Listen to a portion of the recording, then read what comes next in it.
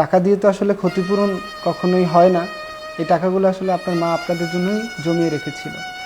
যাই হোক, আপনারা চেকটা কালেক্ট করে নেবেন, তারপরে ব্যাংকে গিয়ে চেকটা ভাঙায় নেবেন। আজকে আসি আমরা, ভালো থাকবেন।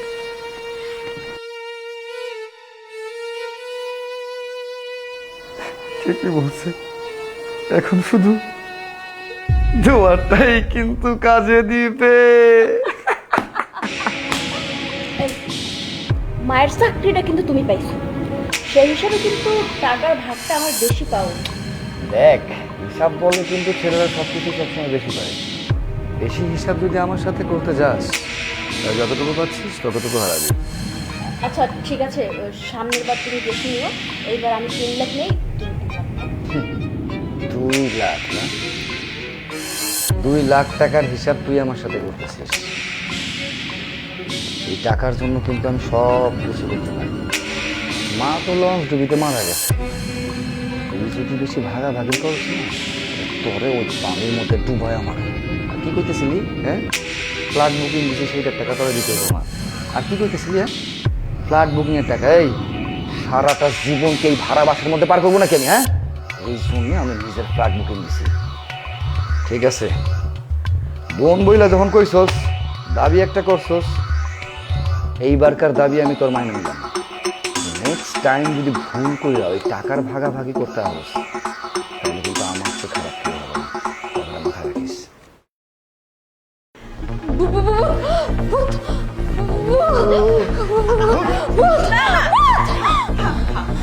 কি ভূত বলছিস? হ্যাঁ, আরে আমি তোদের মা।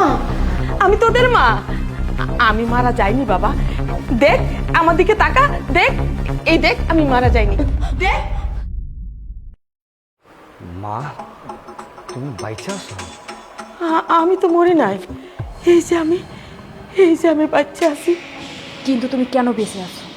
আসলে আল্লাহর কাছে কিছু চাইলে যে আল্লাহ ফিরে দেয় না, এইটাই তার প্রমাণ।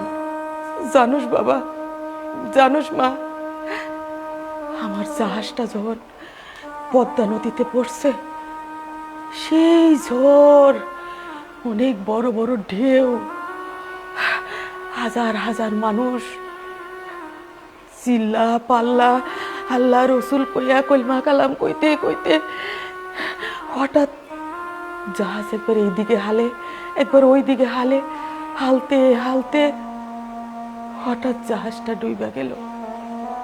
সবার কান্নাকাটি শুরু হইল। আমার ভিতরে শুধু একটাই, আমি আমার সন্তানদের মুখ দেখতে চাই। আল্লাহ, আল্লাহ গো, তুমি আমার সন্তানদের মুখ না দেখাইয়া আমার মৃত্যুবরণ কইরো না। আমার অনেক স্বাদের, অনেক কষ্টের সন্তান, যাদের জন্য আমি এক মুঠো ভাত পেট ভইরা খাই না, ভালো একটা শাড়ি পরি না, আমার অনেক আশার সন্তান। জানিস বাবা, আল্লাহ আমার কথা কবুল করছে। তৎক্ষণাৎ দেখি একটা খাটের তক্তা আমার সামনে দিয়া যাইতেছে। আমি আমি এই তক্তাটা জড়াইয়া ধরছি। তারপর তক্তা যাইতেছে, আমি ভাসতেছি। তোদের তোদের 2 মুখ আমার চোখের সামনে ঝলমল ঝলমল করতেছে।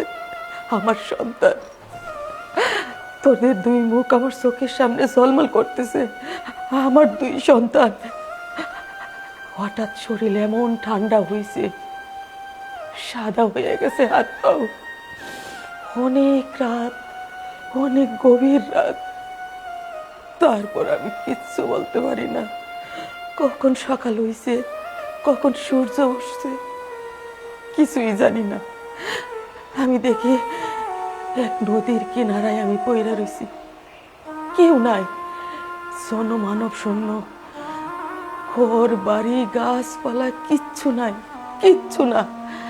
আমি শুধু ফেল ফেল কইরা তাকায় রইছি। হঠাৎ একটা ছোট নৌকা আসলো।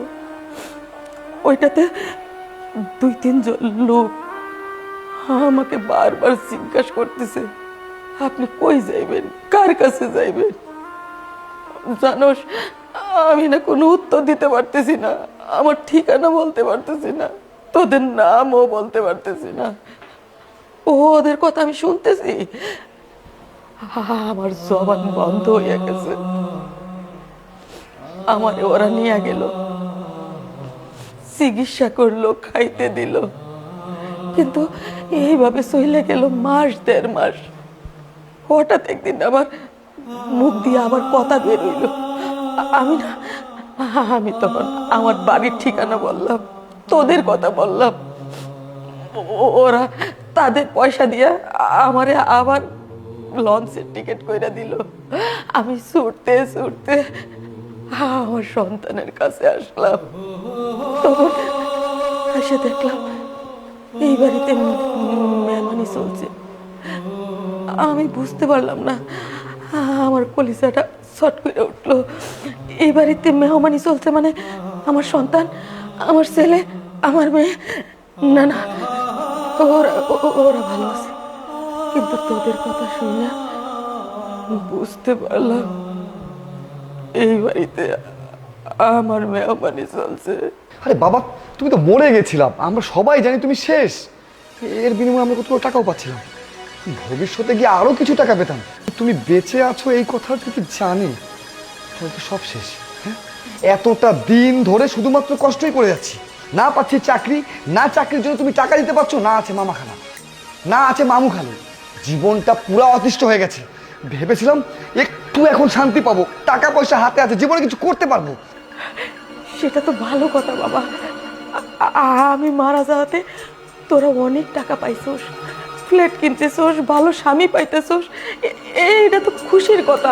তুমি বেঁচে ফিরে আবারও সেই মুসিবতের মধ্যে আমাদেরকে ফেলে, বুঝতে পেরেছি তোমার না মরে যাওয়াই ভালো ছিল। এগুলো তো আমারই রোজগার, আমারই কামাই।